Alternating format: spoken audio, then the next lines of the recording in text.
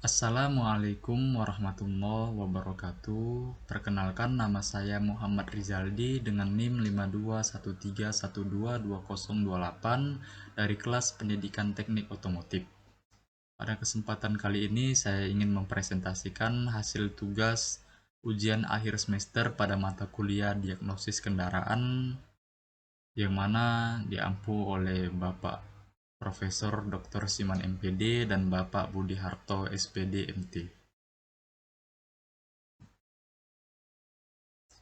Ini ada gambaran soal pertama tentang akselerasi pada pedal. Kemudian ini soal yang kedua ada bagian engine control system. Nah, jadi ada beberapa sensor juga yang terdapat pada engine tersebut. Kemudian ini soal pertama ya. Jadi jika akselerasi pedal tidak bisa direspon dengan baik oleh engine, maka akan terjadi gangguan pada saat engine saat berkendara.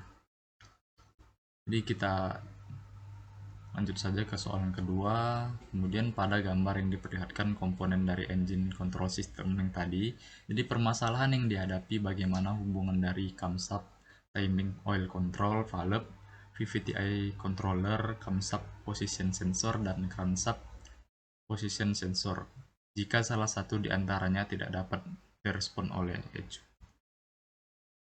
Ini petunjuk dari pengerjaan soalnya. Oke, langsung saja kita jawab terkait pertanyaan yang pertama. Jadi jika akselerasi pedal tidak bisa direspon dengan baik oleh engine ya, jadi maka akan terjadi gangguan pada engine saat berkendara.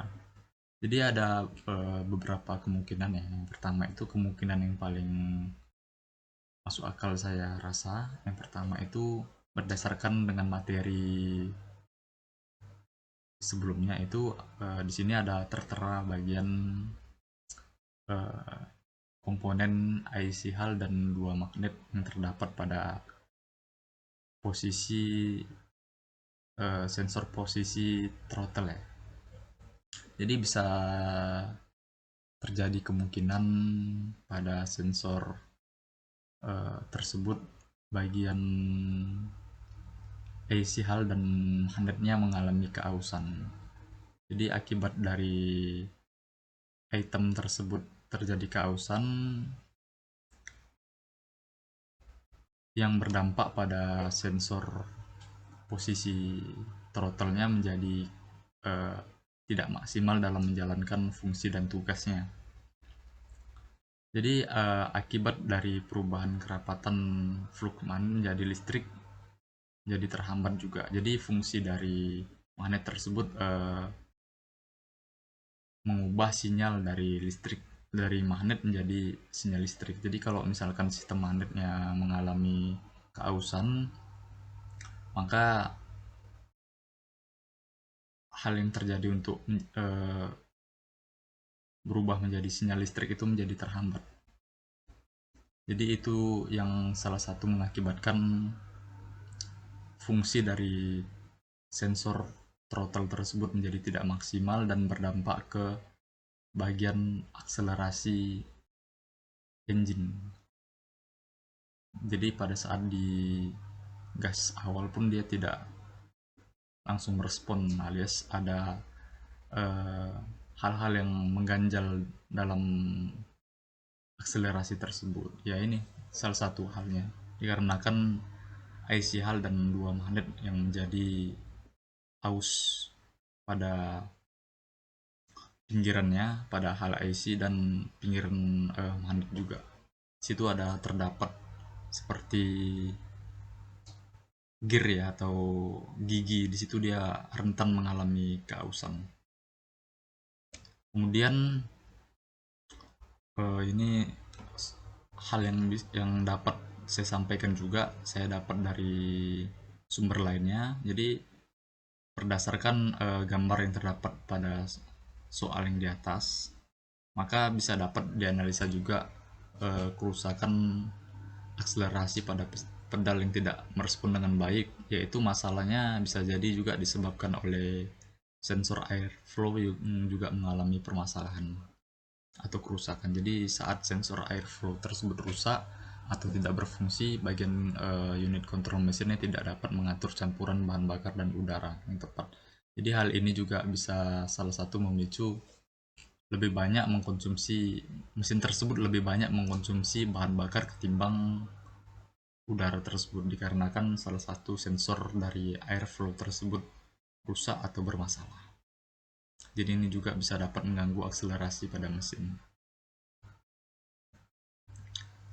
Jadi solusi yang dihadapi atau yang dikerjakan pada bagian airflow tersebut jika bermasalah ya.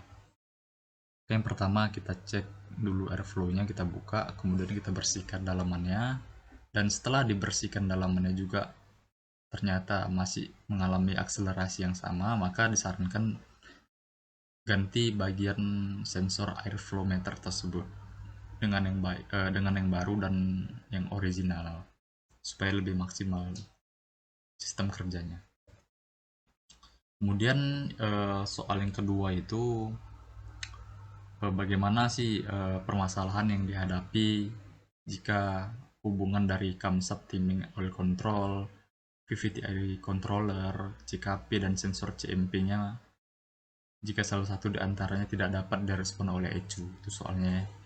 Nah, ini jawabannya. Jadi hubungan dari keempat sensor tersebut, jika salah satunya tidak dapat direspon oleh ECU, adalah menjadi tidak bisa berhubungan antara satu dengan yang lainnya, dikarenakan berdasarkan gambar beberapa komponen yang di atas ini yang ditampilkan itu komponen-komponen yang sangat erat kaitannya, yang dia dirakit menjadi satu bagian dan ada fungsinya dari masing-masing komponen kecil tersebut gitu. Jadi kalau misalkan salah satu sensor tidak bisa bekerja, maka sensor tersebut kan dia masing-masing lengket pada bagian beberapa komponen yang terpisah di atas gambar ini, pada gambar ini. Jadi jika sensor yang lengket tersebut yang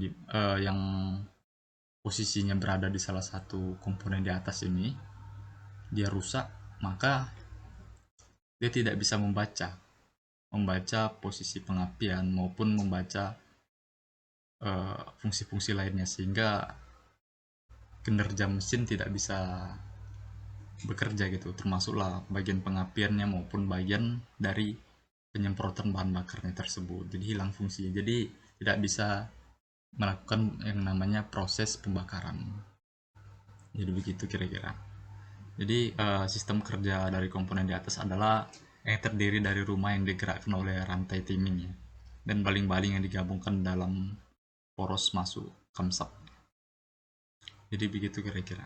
Jadi sangat berkaitan antara komponen satu dengan komponen yang lainnya. Kemudian bagian komponen camshaft timing oleh kontrolnya mengontrol posisi spool valve sesuai dengan tugas dari ECU-nya. Jadi di sini juga terdapat komponen pada camshaft timingnya yang juga berhubungan ya. Sini ada keluar masuknya jalur oli, ya kan, oil pressure, ya, berdasarkan perintah dari ECU. Jadi kalau misalkan tidak dapat ECU tidak dapat direspon atau tidak dapat direspon oleh ECU, salah satu komponen dari sensor tadinya itu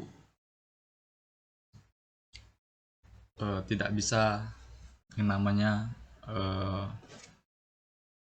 menghidupkan kinerja mesin. Jadi itulah yang menyebabkan ketika di start mobil bisa di start namun tidak bisa hidup, dikarenakan itu tadi hilangnya pengapian. Contoh nih kayak sensor CKP yang tidak bisa, karena kan sensor CKP ini dia fungsinya saya jabarkan juga dari beberapa